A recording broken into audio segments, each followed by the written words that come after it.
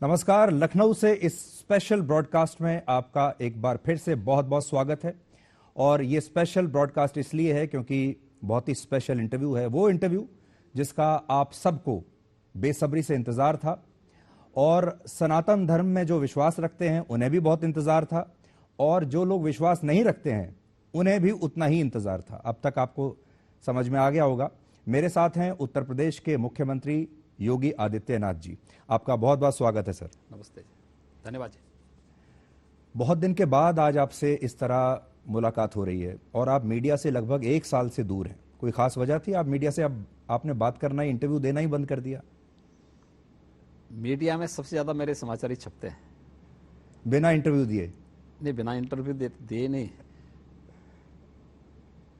मार्च 2022 में उत्तर प्रदेश विधानसभा के चुनाव संपन्न हुए। विधानसभा चुनाव संपन्न होने के 2 महीने के अंदर ही आजमगढ़ और रामपुर के लोकसभा का उपचुनाव आ गया। उपचुनाव के तत्काल बाद विधान परिषद के 36 सीटों के चुनाव आ गए।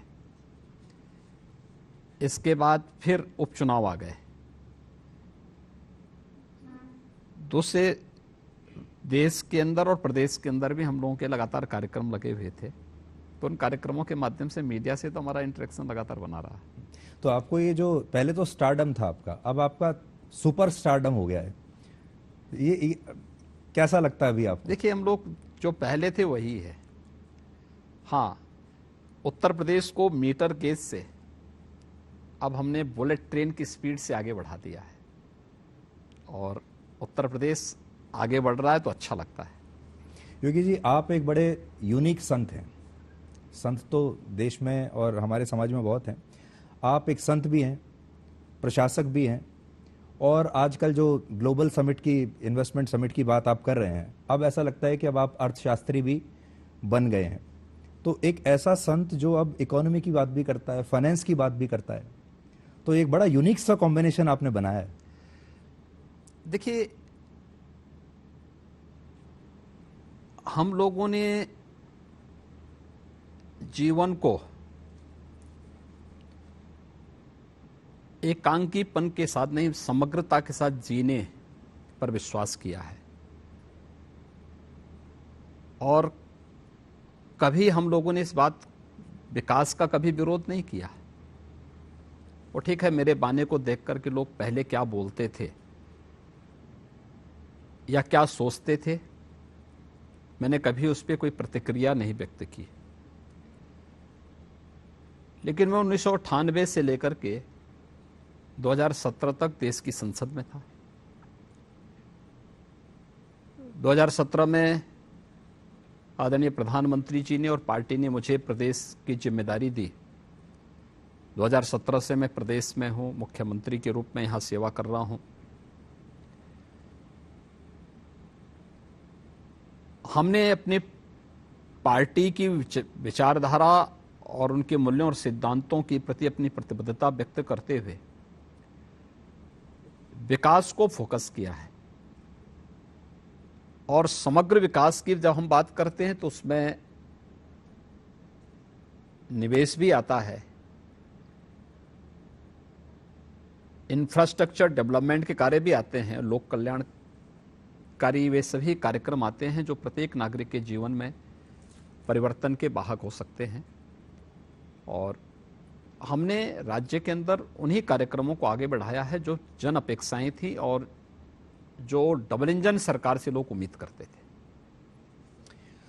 जब आप पहली बार मुख्यमंत्री बने थे, मुझे याद है, तब भी मैंने यहीं आपका इंटरव्यू किया था।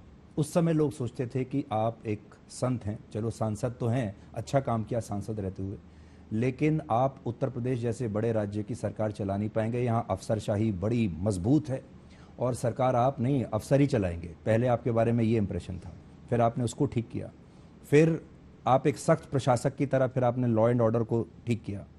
अब मुझे लगता है एक नया फेज है जब आप लॉ एंड ऑर्डर ठीक करने के बाद अब आप इकोनॉमी पर, फाइनेंस पर और इन्वेस्टमेंट पर ध्यान दे रहे हैं।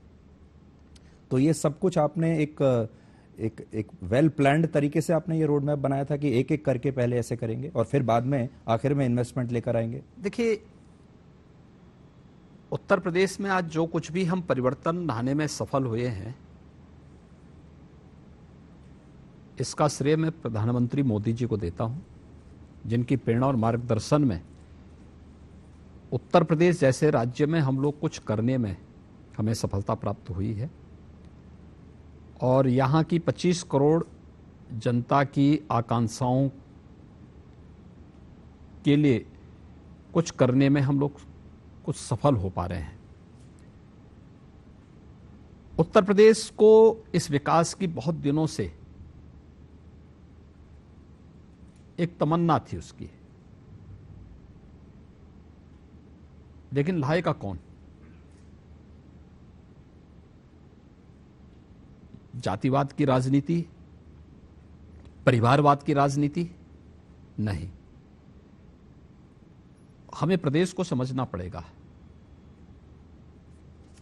प्रदेश की 25 करोड़ जनता के लिए योजनाओं को बनाना पड़ेगा और देश के अंदर ये विकास की सोच,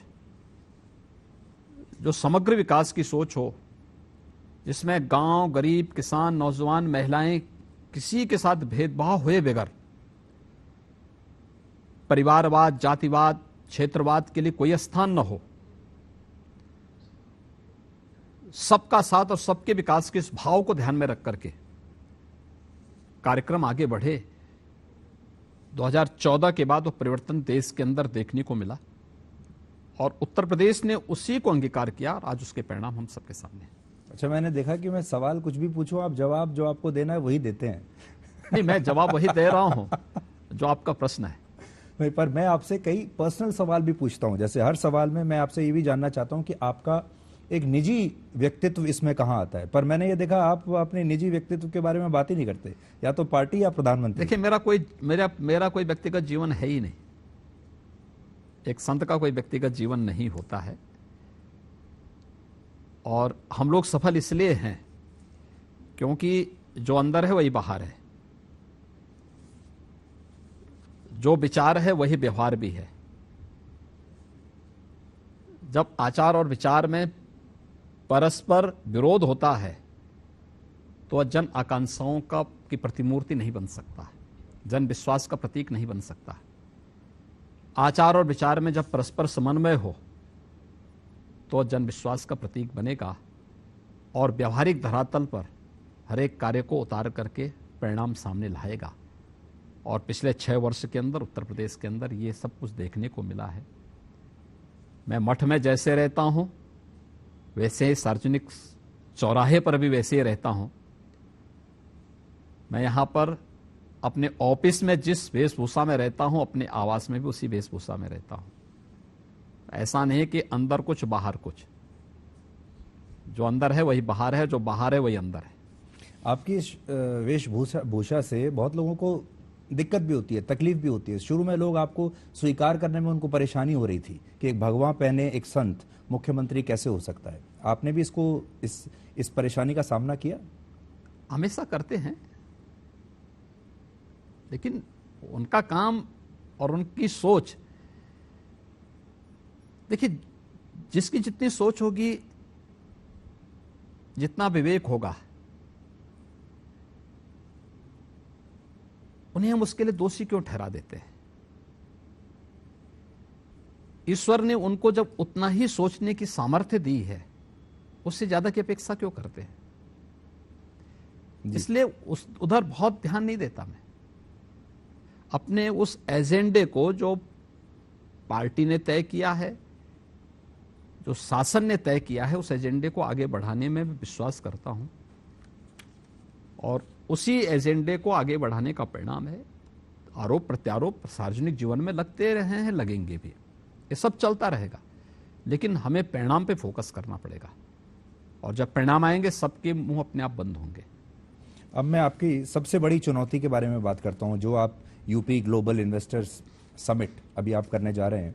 17 लाख करोड़ का आपने एक टारगेट रखा। ये बहुत बड़ा टारगेट है क्योंकि आपकी पूरी यूपी की अर्थव्यवस्था 18.5 लाख करोड़ के आसपास की है और 17 लाख करोड़ लगभग उतना ही आप यहां निवेश लाना चाहते हैं।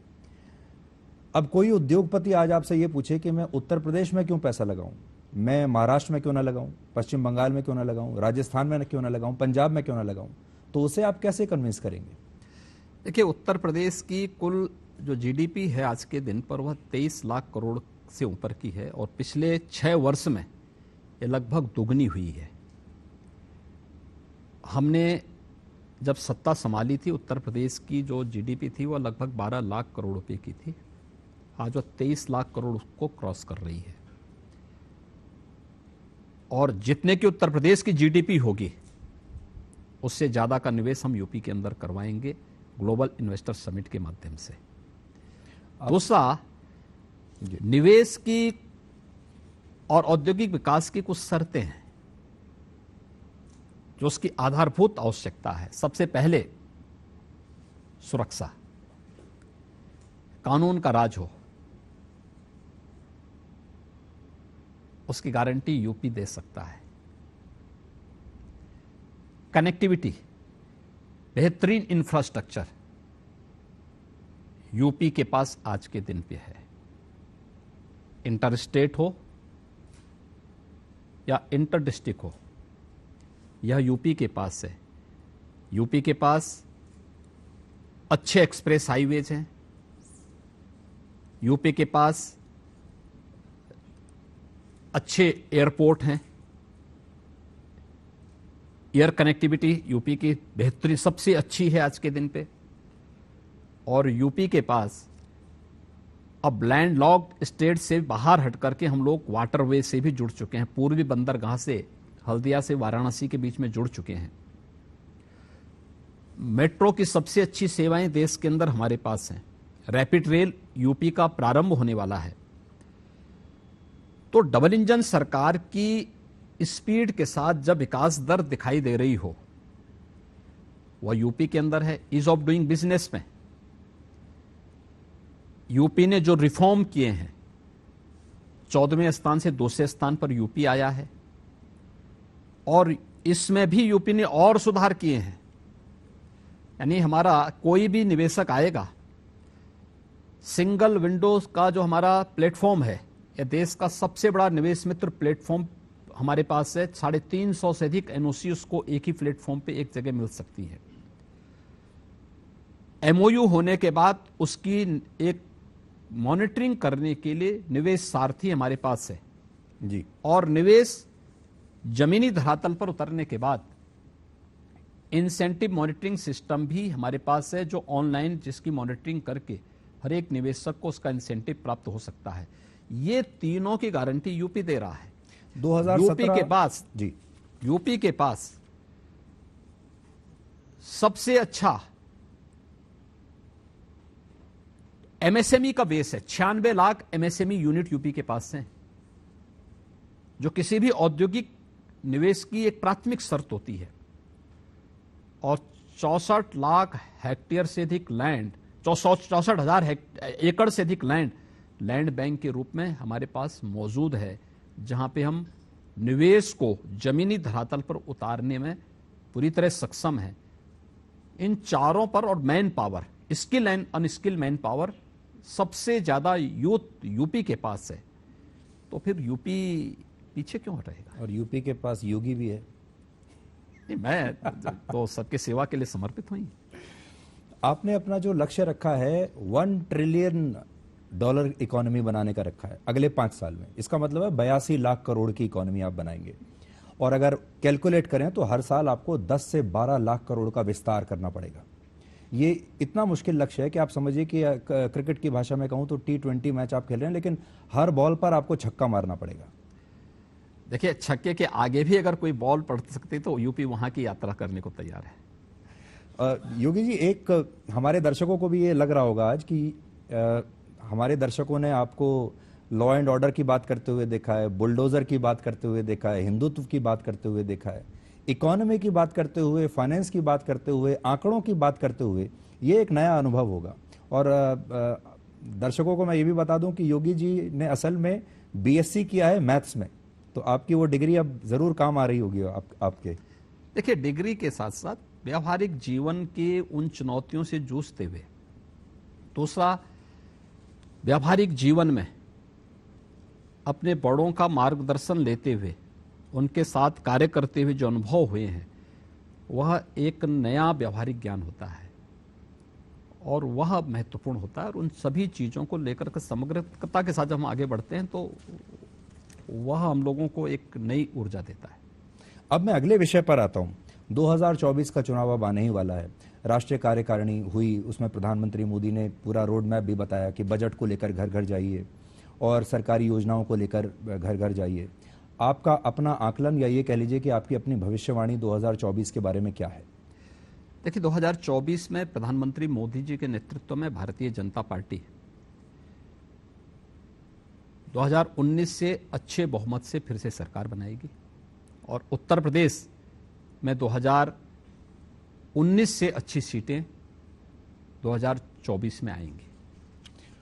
आपको कभी वो दबाव महसूस होता है, जैसे टीम में एक ओपनिंग बैट्समैन होता है और उससे ये उम्मीद की जाती है कि ये तो शतक लगाएगा ही हर मैच में, इसलिए क्योंकि आपका सबसे बड़ा राज्य है, सबसे ज़्यादा सीटें आपके पास हैं, आपसे हर बार ये उम्मीद लगाई जाती है कि अब आप 70 प्लस सीटें तो आप लाएंगे ही। ये 100% आएगा। उम्मीद वहीं होती है जहां आने की संभावना होती है और उत्तर प्रदेश उन्हीं संभावना वाला प्रदेश है। आजकल योगी जी आपने एक नया एजेंडा बनाया जिस पर बहुत चर्चा हो रही है, जब आपने कहा कि जो सनातन धर्म है वो एक राष्ट्रीय धर्म है, उसको लेकर लोग बड़े अनकंफर्टेबल हैं। और उसके बाद लगातार आपने देखा होगा सनातन धर्म पर हमले भी बहुत हो रहे हैं, साधु संतों को लेकर भी तरह तरह की बात की जा रही हैं और कहा जाता है कि भाई ये तो चमत्कार दिखाते हैं, ये तो जादू टोना करते हैं। इस पर आपकी क्या प्रतिक्रिया है? देखिए, मुंडे मुंडे मतरी भिन्ना। जब एरोप्लेन नहीं आया होगा और पुष्पक विमान की चर्चा हुई होगी तो लोगों को लगा होगा कि क्या बात कर रहे हैं सब। महर्षि भारद्वाज के विमानन शास्त्र के बारे में जिन लोगों ने उस समय पढ़ा होगा और खासतौर पर पश्चिम के लोगों ने, तो उन लोगों को आश्चर्य होगा कि अरे सब तो एक कपोल कल्पना है। या भारतीय दर्शन जिन बातों को कहता रहा है, जिन लोगों ने व्यावहारिक जीवन उस रूप में नहीं देखा है, जिन लोगों को बाह्य दृष्टि और भौतिक दृष्टि ही सब कुछ नजर आती है, उनके लिए सब कपोल कल्पना ही होगी। लेकिन आज जब जहां तक सनातन धर्म की बात है, हर देश का अपनी एक आत्मा होती है जो उसको संजीवनी देती है, जो उसकी पहचान होती है, जो उसके विपरीत परिस्थितियों में सदैव उसका संबल बनती है। और ऐसे ही सनातन धर्म भारत की आत्मा है, भारत की पहचान है, विश्व मानवता के कल्याण की गारंटी है। और इसलिए मैंने कहा कि सनातन धर्म भारत का राष्ट्रीय धर्म है। यह धर्म और मत और मजहब के भेद को हमें समझना होगा। धर्म एक जीवन पद्धति है, मत और मजहब एक उपासना विधियां हैं।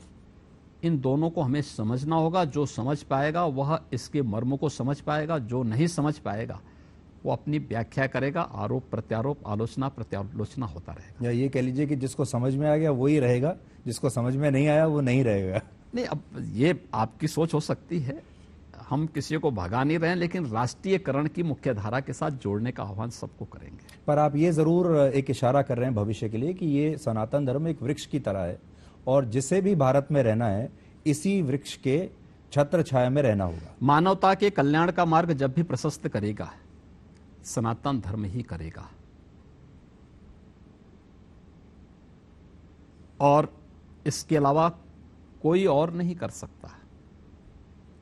दुनिया के अंदर हर जगह ये बात है, मैं बड़ा, ये मेरा ये तेरा।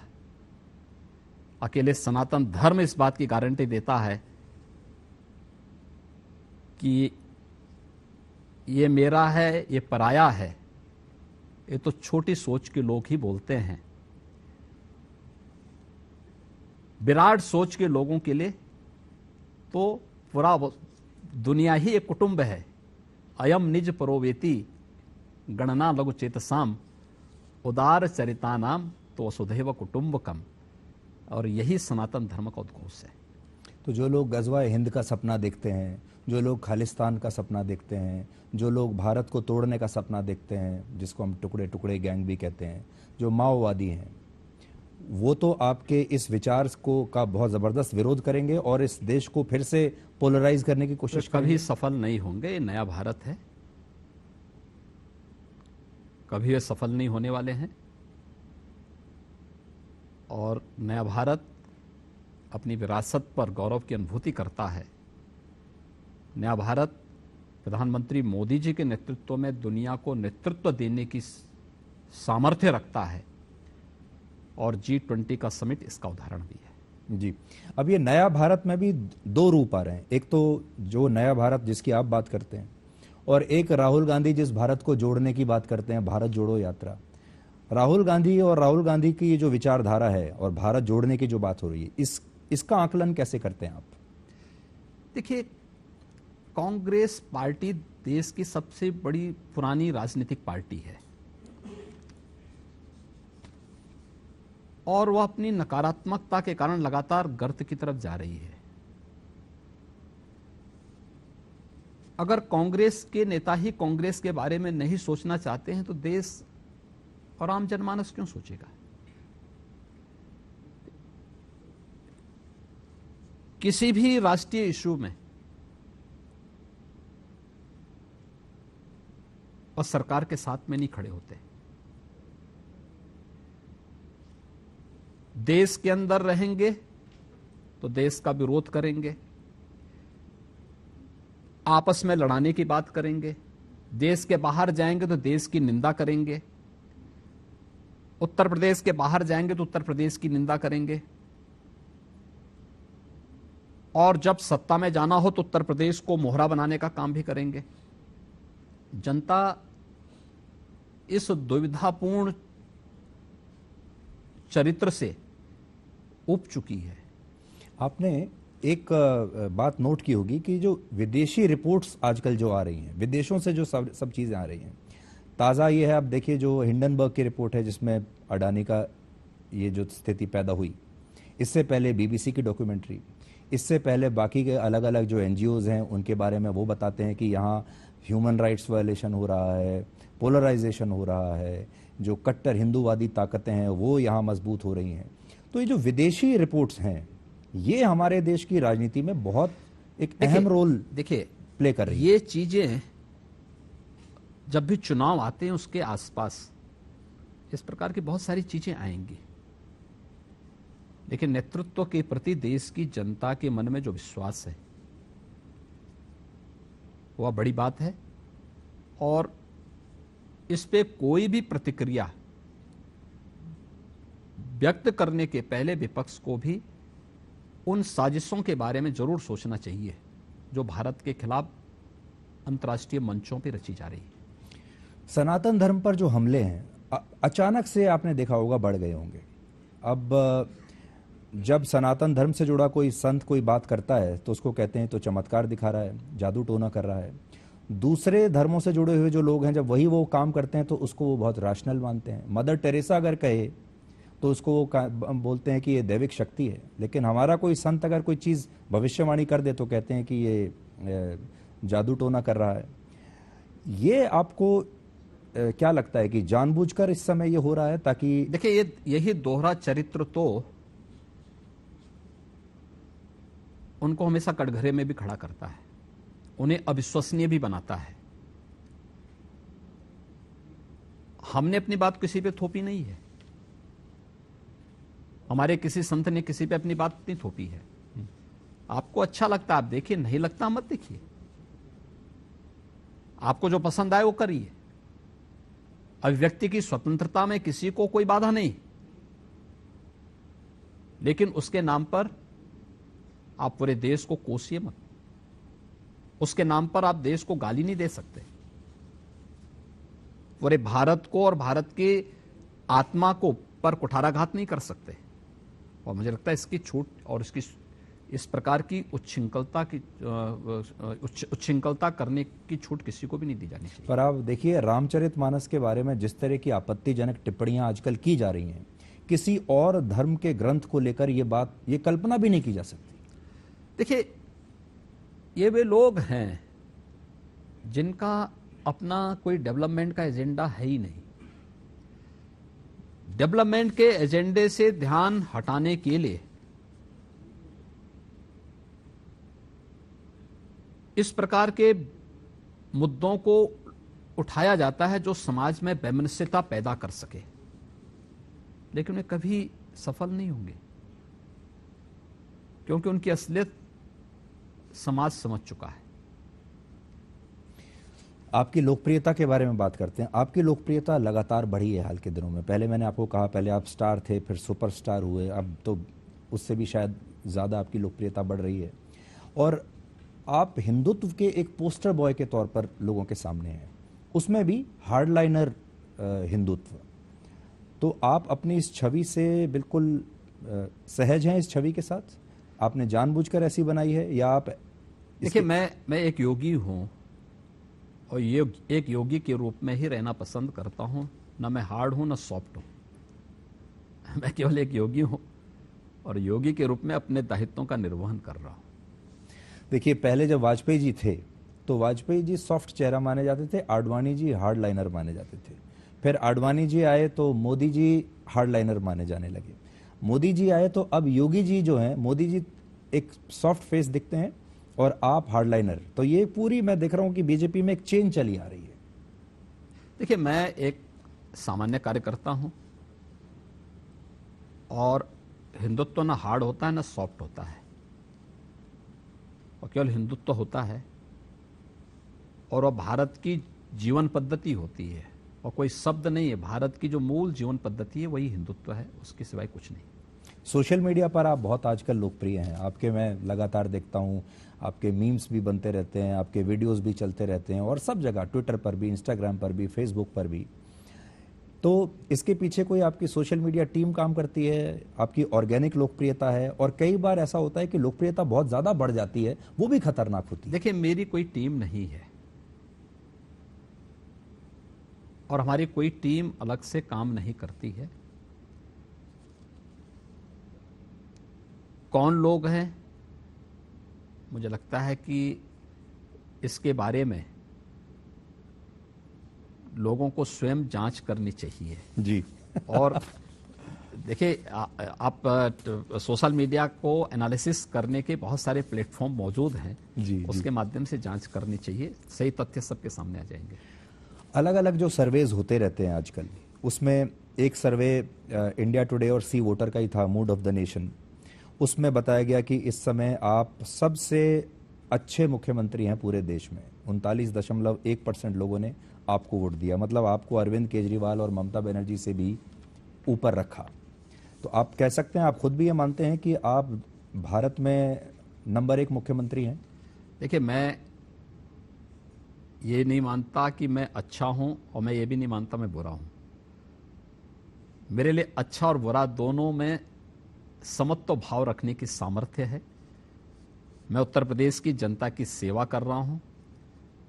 पार्टी के द्वारा दिए गए उस एजेंडे को जो उत्तर प्रदेश की जनता के लिए कल्याणकारी हो, उसको लागू करने का प्रयास करता हूं और उसको प्रयास करने के लिए निरंतर जो भी अपने स्तर पर जिस भी प्रकार के कार्यक्रम को आगे बढ़ाने की आवश्यकता होती है, उस कार्यक्रम को लेकर के चल रहा हूं। हमने ये भी एक सर्वे किया कि भारत में नेतृत्व को लेकर लोगों के दिमाग में किस किस के चेहरे आते हैं। ऑब्वियसली प्रधानमंत्री मोदी तो उसमें बहुत ही आगे हैं और पहली चॉइस पूरे देश की वही है, लेकिन उनके बाद जिनके बारे में बात होती है उसमें भी सबसे आगे आप ही का नाम आता है।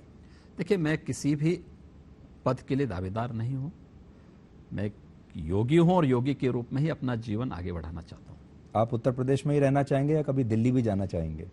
देखिए, मैं उत्तर प्रदेश की जनता की सेवा कर रहा हूं और उत्तर प्रदेश में ही मेरी रहने की इच्छा भी है, बाकी मेरी कोई अन्य इच्छा भी नहीं है। पर आप कभी इस तरह के सर्वेज को देखते हैं, इस तरह की जो सोशल मीडिया पर आपके लेकर जो इतनी फुर्सत हो तब कोई देखे ना।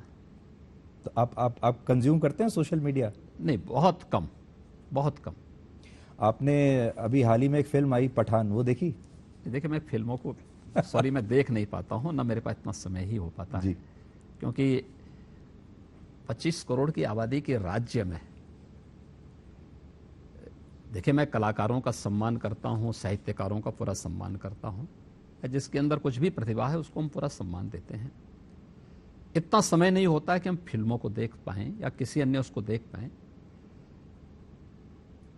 लेकिन कोई भी कलाकार और किसी भी साहित्यकार का या जिसके अंदर कुछ भी प्रतिभा है उसको भरपूर सम्मान अपने व्यक्तिगत स्तर पर भी और शासकीय स्तर पर भी हम लोग देते हैं। अभी हाल ही में आप मुंबई गए थे, तो वहाँ आप बहुत सारे बॉलीवुड के कलाकारों से, प्रोड्यूसर से, डायरेक्टर से आप मिले थे। हाँ। उस मीटिंग का क्या एजेंडा, आप क्या चाह रहे हैं उनसे, और रिस्पांस कैसा मिला आपको? देखिए, मैं मुंबई गया था उत्तर प्रदेश के ग्लोबल इन्वेस्टर समिट के रोड शो को लेकर के। रोड शो में मैं उद्योगपतियों से भी और निवेशकों से भी मुलाकात मैंने की थी। वित्तीय संस्थानों के प्रमुखों और बैंकर्स के प्रमुखों के साथ मैंने दूसरी बैठक की थी, और तीसरी बैठक एक्टर, डायरेक्टर और प्रोड्यूसर के साथ मैंने की थी। तीनों बैठक मेरी बहुत सफल थी और बहुत पॉजिटिव रिस्पांस था लोगों का, क्योंकि उत्तर प्रदेश में हमारी फिल्म सिटी बहुत जल्दी आने वाली है। इसको लेकर के मुझे उनके साथ संवाद बनाना था, और उनके साथ संवाद बनाने के साथ साथ कैसे हम इन कार्यक्रमों को आगे बढ़ा सकते हैं, इसके बारे में उनकी राय भी लेनी थी। उत्तर प्रदेश के बारे में ज़्यादातर की राय बहुत पॉजिटिव थी। बहुत सारे लोग ऐसे थे जो उत्तर प्रदेश में नहीं आए थे, या उनको कोई कार्यक्रम करने या यहाँ पर कोई भी अन्य आयोजन के साथ जुड़ने का अवसर नहीं प्राप्त हो पाया था। उनके मन में कुछ जिज्ञासाएं थी। मैंने उनको कहा, आप एक बार यूपी में आके देखिए। आपने नोट किया होगा, उत्तर प्रदेश में पारंपरिक तौर पर, आप जब मुख्यमंत्री नहीं बने थे उससे पहले से ही हिंदी फिल्मों में उत्तर प्रदेश का जब चित्रण किया जाता है तो कोई अपराध की कोई कहानी होती है, कोई किडनैपिंग की कोई कहानी होती है, इस तरह की कहानियों में उत्तर प्रदेश की पृष्ठभूमि रखी जाती थी इससे पहले। तो आपको लगता है अब उसको बदलने का समय आ गया है? अब उत्तर प्रदेश की पहचान राम जन्मभूमि से और काशी विश्वनाथ धाम से है। अब उत्तर प्रदेश उससे उभर चुका है। जी। अभी मैं वापस उस फिल्म पर ही आता हूं। पठान फिल्म को जब आई तो उसमें एक देश दो हिस्सों में बट गया, पोलराइजेशन हो गया, और ऐसा लगने लगा कि जो इस फिल्म को देखेगा वो एंटी नेशनल है, और जो है वो एक कई लोगों ने उस पर बयानबाजी शुरू कर दी। क्या आपके राज्य में भी उस फिल्म का विरोध हुआ, या आपने उसको लॉ एंड ऑर्डर सिचुएशन को समझते हुए? उत्तर प्रदेश के अंदर कोई विरोध कहीं नहीं हुआ था। एक जगह वो आपसी विवाद था, वहां पे एक दर्शक उस पूरी फिल्म को रील बना रहा था उसका, इसको लेकर के सिनेमा हॉल के कर्मचारियों ने उससे रोका था, तो इसी में उन लोगों में विवाद हुआ था। तो मैंने पूछा, मैंने कभी रील क्यों बनाना चाहता था, तो उन्होंने कहा सोशल मीडिया में फिर उसको लेकर के उसको काफ़ी इन लोगों को नुकसान होता है, इस बात को लेकर के उस विवाद हुआ था। शेष अन्य कोई विवाद यहाँ पे नहीं था। हम एक बात का जरूर ध्यान दें कि जब भी कोई इस प्रकार की कोई फिल्में आती हैं या कोई इस प्रकार के मंचन होते हैं, जन भावनाओं का सम्मान जरूर होना चाहिए। प्रस्तुतिकरण के साथ साथ उन भावनाओं का सम्मान होना चाहिए जिनके लिए हम प्रस्तुत करना चाहते हैं, और किसी को भी सेंटिमेंट के साथ खिलवाड़ करने या भावनाओं को भड़काने की इजाजत भी नहीं देनी चाहिए। जी योगी जी, आपने देखा होगा आजकल हर मुद्दे को लेकर उसका एक सांप्रदायिक एंगल सामने आ जाता है। जैसे हल्द्वानी में हुआ, अतिक्रमण हुआ, और जब वहां बुलडोजर पहुंचा तो उसका एक अलग ही एंगल सामने आ गया। उत्तर प्रदेश में आप इस तरह की स्थितियों से कैसे डील कर सकते हैं? और मान लीजिए हल्द्वानी जैसी घटना अगर आपके राज्य में हुई होती तो आप क्या करते? देखिए, अब वहाँ की क्या परिस्थितियाँ थी ये वहाँ का अपना विषय है। उत्तर प्रदेश अपने पिछले 5 वर्ष के दौरान हम लोगों ने बहुत सारे ऑपरेशन यहाँ पर किए हैं, और पूरा होमवर्क करने के बाद ये सब चीज़ें होती है, और हमने सफलतापूर्वक इस प्रकार के किसी भी विकास के मार्ग में बाधक बने उन कार्यक्रमों को सफलतापूर्वक यहाँ पे लागू भी किया है। अपने बड़े से बड़े कार्यक्रम भी हम लोगों ने आयोजित किए हैं। जी, आपकी एक तस्वीर थी चुनाव से पहले जब प्रधानमंत्री मोदी यहाँ आए थे, आप और प्रधानमंत्री मोदी उसमें दोनों साथ नजर आ रहे हैं। तो हम चुनावों में सुनते थे कि एक फॉर्मूला होता है MY, मुस्लिम और यादव कॉम्बिनेशन, जिसमें पार्टियों ने लंबे समय तक उस कॉम्बिनेशन को लेके चुनाव जीते। अब इस MY का मतलब बदल गया है। अब इस MY का मतलब हो गया मोदी जमा योगी। आपको ऐसा लगता है कि वो तस्वीर एक्चुअली बड़ी आइकॉनिक थी और वो तस्वीर बहुत सारी चीज़ों को चित्रित करती है, और वो तस्वीर वाकई में डबल इंजन भी उसी तस्वीर में छिपा हुआ है, और उस तस्वीर ने एकदम चुनावी तस्वीर को बदल दिया। देखिए, प्रधानमंत्री मोदी जी देश के अंदर देश की सबसे बड़ी ताकत है। उनके नेतृत्व में भारत ने दुनिया के सामने अपनी एक नई पहचान बनाई है। स्वाभाविक रूप से किसी भी चुनाव में मोदी जी अपने आप में एक बहुत बड़ा नाम है। 2014 रहा हो, 2017 रहा हो, 2019 रहा हो या 2022, तो मोदी जी के ही नाम पर और पिछले 9 वर्ष के अंदर हुए कार्यों को पूरा देश भी देख रहा है और भारत की 140 करोड़ की आबादी भी उसको महसूस कर रही है। क्योंकि समाज का कोई तबका ऐसा नहीं जो इन कार्यक्रमों से और उन कार्यों से किसी न किसी रूप में लाभान्वित न हुआ हो या उससे जुड़ा हुआ न हो या उस परिवर्तन का साक्षी न बन रहा हो। तो स्वाभाविक रूप से इसका लाभ तो उत्तर प्रदेश में होना ही था। जी, अब देखिए, राम मंदिर तो लगभग कंप्लीट होने वाला है, तो राम मंदिर के नाम पर जो लोग आपको वोट देते थे, अब उनकी अपेक्षाएं और आगे बढ़ गई, क्योंकि राम मंदिर तो आपने कर दिया, 370 भी आपने कर दिया। अब लोग शायद यूनिफॉर्म सिविल कोड आपसे मांगेंगे अगले चुनाव से पहले, शायद आपसे POK मांगेंगे। तो क्या उन मांगों को पूरी करने के लिए सरकार तैयार है, बीजेपी तैयार है? देखिए, हमारे यहाँ एक बात कही गई है कि अभी तो जो ये कार्यक्रम थे, जनता के सामने जो बातें कही गई थी या जो जन अपेक्षाएं थीं, अगर हमने नहीं भी कहा तब भी अगर वो देश की आवश्यकता थी, उन कार्यक्रमों को सफलतापूर्वक लागू किया गया। अब उसके प्रति कृतज्ञता ज्ञापित करने और धन्यवाद ज्ञापन करने का अवसर है। प्रधानमंत्री मोदी जी के प्रति धन्यवाद ज्ञापित करने का एक अवसर देशवासियों के सामने, प्रदेशवासियों के सामने है। ये उन जन भावनाओं को पहली बार आजादी के बाद सम्मान मिला। एक दूसरा, संकट के समय कौन आपका साथी रहा है। इस सदी की सबसे बड़ी महामारी कोरोना के दौरान भारत जैसे देश में, मुझे याद है 1998 में पहली बार सांसद बना था।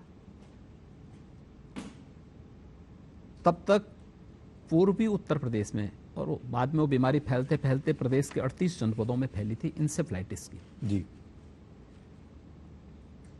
एक भयावह रूप ले चुकी थी 1978 से लेकर के, और 98 तक कोई उसका पुरसा हाल नहीं था, कोई पूछने वाला नहीं था, न सेंट्रल न स्टेट, कहीं भी नहीं। 98 में मैंने उस मुद्दे को संसद में रखने का प्रयास किया था, कुछ अड़चनें आई, फिर मुझे सफलता मिली, मैं लड़ता रहा।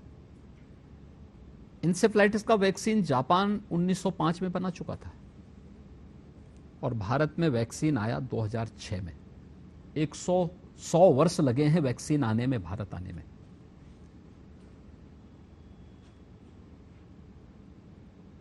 लेकिन प्रधानमंत्री मोदी जी ने इस सदी की सबसे बड़ी महामारी के दौरान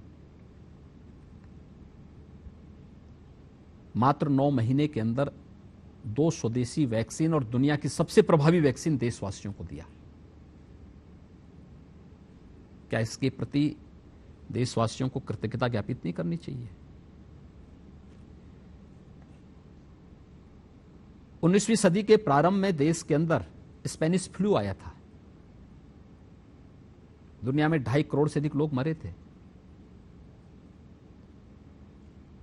और 2.5 करोड़ से अधिक लोग उस दौरान मरे थे। भारत के अंदर गांव के गांव साफ हो गए थे। ये देश गुलाम था, न दवा की व्यवस्था थी और न ही राशन की व्यवस्था थी। जितने लोग बीमारी से मरे थे उससे कई गुना लोग भूख से मरे थे।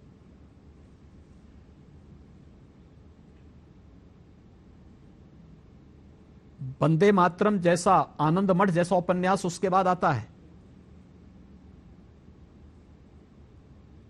पहली बार हुआ है कि कोरोना की आहट के साथ ही देश में 80 करोड़ लोगों को फ्री में राशन की सुविधा भी प्राप्त होती है। इस सरकार की संवेदनशीलता को प्रदर्शित करता है और लगातार उन सभी कार्यक्रमों को लेकर आगे कार्य हो रहा है। हर गरीब के पास अपना मकान हो, हर गरीब के पास अपना शौचालय हो, हर गरीब के पास अपना रसोई गैस का कनेक्शन हो और ग्रीन ईंधन उससे प्राप्त हो सके, हर गरीब के पास बिजली हो, बिजली का लट्टू उसके घर में जलता हुआ दिखाई दे रहा हो, हर गरीब को वित्तीय समावेशन के साथ जोड़ करके आर्थिक स्वावलंबन की ओर अग्रसर करने के कार्यक्रम चल रहे हों। ये सभी जो कार्यक्रम हैं, इन सब के प्रति कृतज्ञता ज्ञापित करने का अवसर होगा। और मैं विश्वास के साथ कह सकता हूं कि ये भारतवासियों के जीन्स में है। अगर आपने कुछ किया है तो उसकी प्रति वह कृतज्ञता ज्ञापित करेंगे, जाति, मत, मजहब, क्षेत्र और भाषा से ऊपर उठ करके। और ये पहली बार आजादी के बाद हुआ है जो इन 9 वर्षों के अंदर ये सब देखने को मिला है। बीजेपी के लिए आप 2024 में 250 से 300 या 300 से 325, इन दोनों में से किसे टिक करेंगे आप? देखिए, मेरा मानना है कि बीजेपी 300 से 325 से ऊपर सीटें जीतेगी। आपने जो अपनी सारी योजनाएं अभी बताई और प्रधानमंत्री ने भी कहा कि इन्हें घर घर पहुंचाना चाहिए, इसमें आपने कोई भेदभाव नहीं किया जाति, धर्म, किसी भी वजह से। लेकिन आजकल जो वापस मैं आपको उस मुद्दे पर ला रहा हूं, रामचरितमानस को लेकर जो बात हो रही है, और खास तौर पर ढोल गंवार शूद्र पशु नारी सकल ताड़ना के अधिकारी, इसको पकड़कर लोगों ने एक इसमें से शूद्र वाला एंगल निकाल लिया और कहा है कि रामचरितमानस डिवाइड करती है। आज आप हमारे दर्शकों के लिए क्या इसकी व्याख्या कर सकते हैं? देखिए, जिस मंच पे इसकी व्याख्या मुझे करनी होगी वहां जरूर करूंगा, लेकिन मैं इतना कह सकता हूं,